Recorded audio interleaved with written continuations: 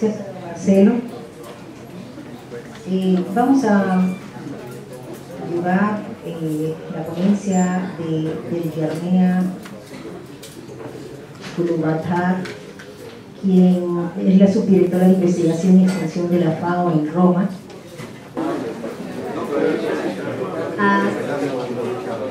I'm very sorry for this inconvenience of not being able to present in Spanish and cause the delay.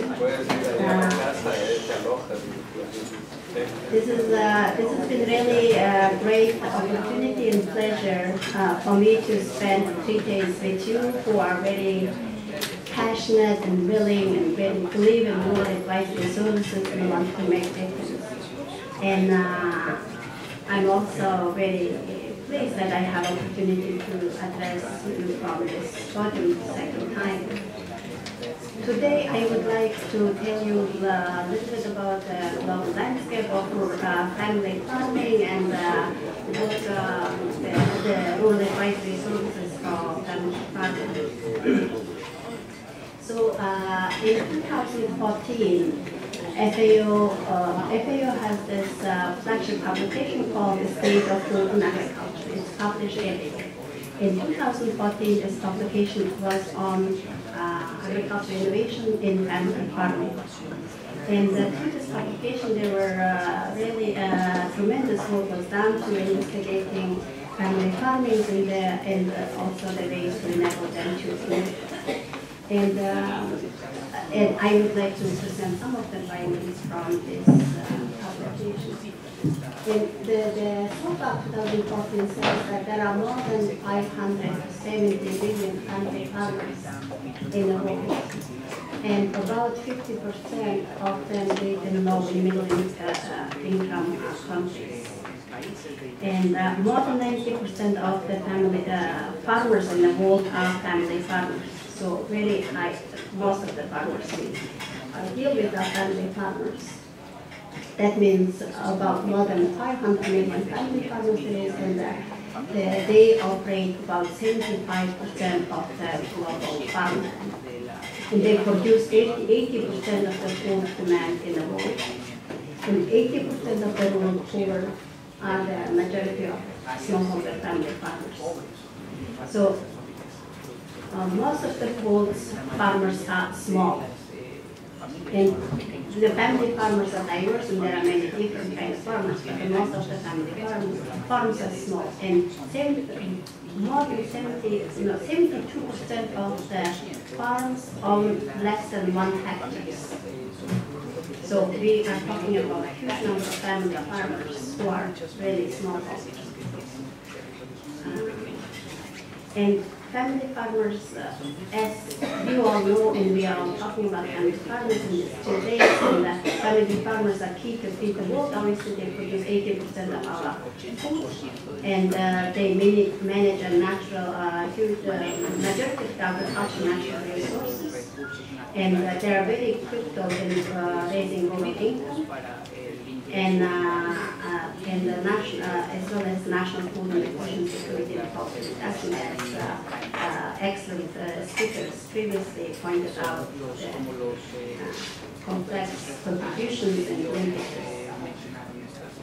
Family farmers are very heterogeneous, and we as agricultural service providers need to be innovative in our approaches and our assistance to service systems to support family farmers. And they're very diverse. As I said, there are a huge number of pastoralists, there are fisher folks, and there are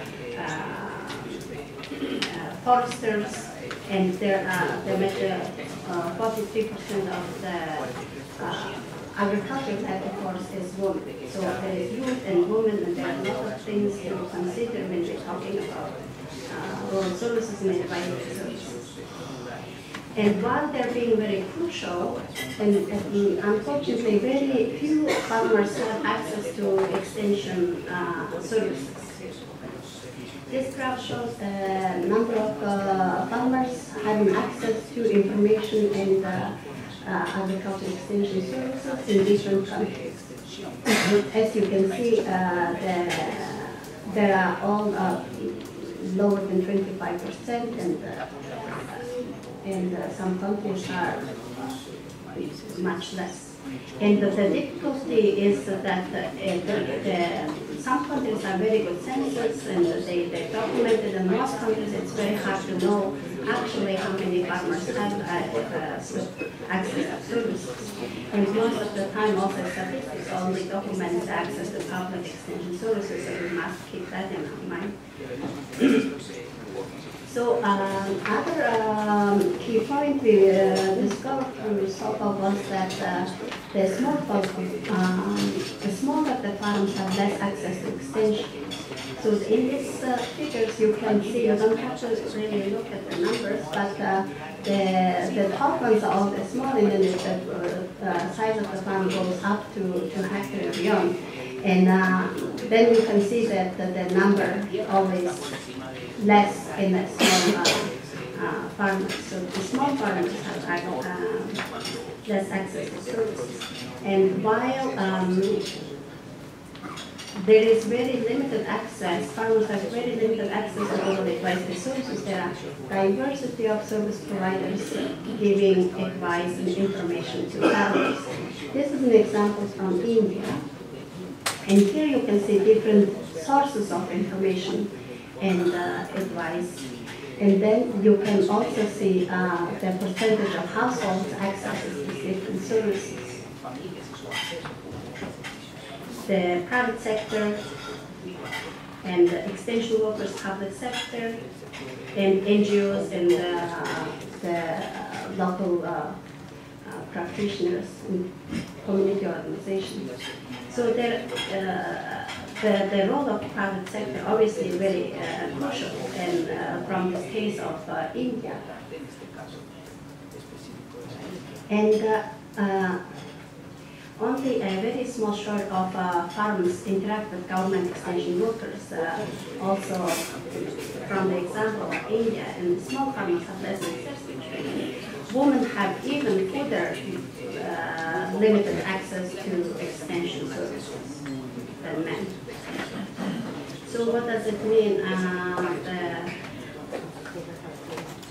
What we talk about pluralism, and we say that there are many other sources for information and advice and advisory service providers. And pluralism is happening, and to what extent this pluralism really targets smallholder family farmers, and do they meet the needs of the smallholder farmers? And what measures can be put in place to measure smallholder having access to relevant demand response services? Those are really big questions that we still don't have answers for. And what else? Big participation, and we talk about participatory approaches, and we know that all the benefits of it. And Farmer Field School is an example. It's very beneficial and effective approach, as many of us know, but it has significant limitations also. And the other thing is limited reach. The remote areas, resource poor producers. How can we reach them? Is ICT could be an option. It seems many people, and even in remote areas, have sometimes access to cell phones. Big complementarity of the services. Linking and briefing function is missing. And this is another thing we also have to keep in mind, is that as an extension or advisory service provider, our role is not only providing technical services. We don't have to have an answer for everything, and which is not possible. But we can link them. We can be a bridge for them to others who has answers. So how can we make these advisory services inclusive to poor and resource poor and women and youth, etc. And advisory services are inclusive when they are responding to local demand and opportunities of all types of farmers who work with advisory services. indigenous groups and all types of different rural people. And they are inclusive when all farm household activities are addressed.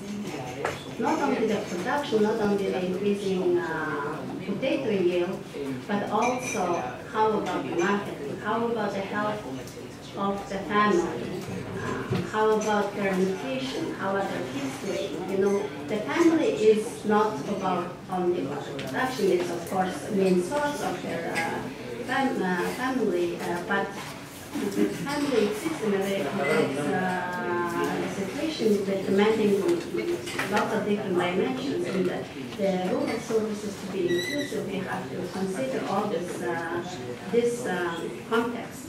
Somebody talked about the contextualization at the country level, but then also the contextualization at the family in the very local level is also important. And rural advisory services also consider inclusive if they are affordable by resource source and easy and equally accessible, gender equal, and they have also they have a holistic and bottom-up approach with horizontal communication. It cannot be top-down. And they are considered inclusive if they are participatory in a sense of stakeholders and users involved in establishing the priorities, decision-making, and also involved in delivering the services themselves and monitoring and evaluation. So the biggest question is, okay, we all know these are important, and how can we make this inclusive, and it's very difficult. And no one individual service can be broadly inclusive. And to be truly inclusive, there need to be close collaboration, partnership, and participation of all actors. And many of us talking about the integration of services, and also, you know, how can we organize this patchwork of services into a more holistic and comprehensive system approach, and that these are all very important, and this coordination mechanism is really lacking, and who should play this role of coordination is another thing. SOFA 2014 underlines that family farmers need to innovate in order to prosper, and government needs to innovate in specific policies they formulate and implement to support family farmers. And the importance of policies being spoken many times, but policies are only effective if they are implemented. If they are not implemented, it's just a pepper somewhere, right? So how can we make these policies effective? Research and extension institutions and rural advisory service providers need also to innovate. In a way, we enable state innovation process. We need to get into partnership with farmers and help them to or facilitate the innovation process. So now I also want to point out that even as a project or or the government, I think that the interventions we make, we have to think about the multidimensional aspect, and the FAO's capacity development framework talks about 3 dimensions, right? The individual dimension, the organizational dimension, and the dimension of enabling environment. And I think it's not only the capacity development perspective, but it's very important to think when we do interventions in something, in somewhere, we have to think these 3 dimensions in our mind. Our intervention has to go spontaneously in all these criteria. We cannot only do FFS and work with some farmers in some region or a particular area and thinking we're going to solve the problem, which is not always the case, because this is great. During the project, farmers do well, and they learn, and they get empowered, and you know, there is some impact and some work gets done, but then project leaves and there is no institutions there to continue supporting them. There is no policies to back up. And so therefore we have to think about how can we strengthen the farmers and empower the farmers to be able to go out and reach and look for advice. And then also we have to work in the institutional level and organizations level. How can we strengthen the farmer organizations and other institutions?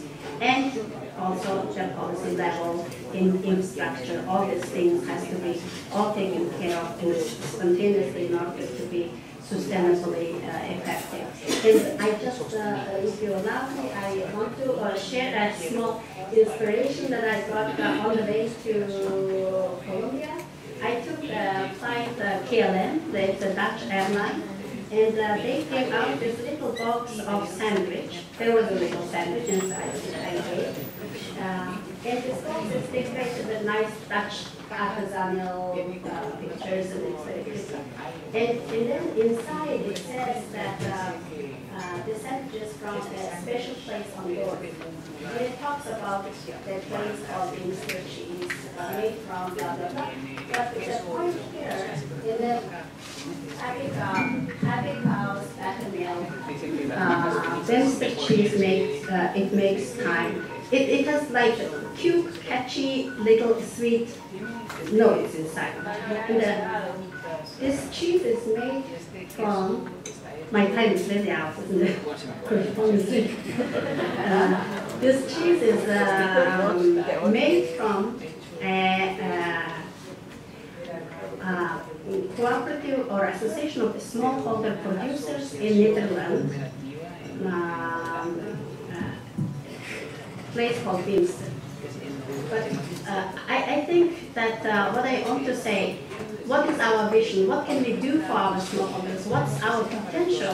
What is the potential, not for our potential, but what's the potential for our smallholder family farmers? Can we enable them to do this? Can we help them to do this by providing technical assistance, obviously, but also linking them with market. This is a market. Also helping them to articulate. Okay, now I want this word articulation during this workshop. Helping them to articulate the marketing. How can you package? How can you sell? What kind of nice little story about Cartagena and Colombia can you put in there? And you know, all these little things adds up, and it's really I think that the possibilities that we can look for, and I was inspired by this, and I thought I would share it. And thank you so much.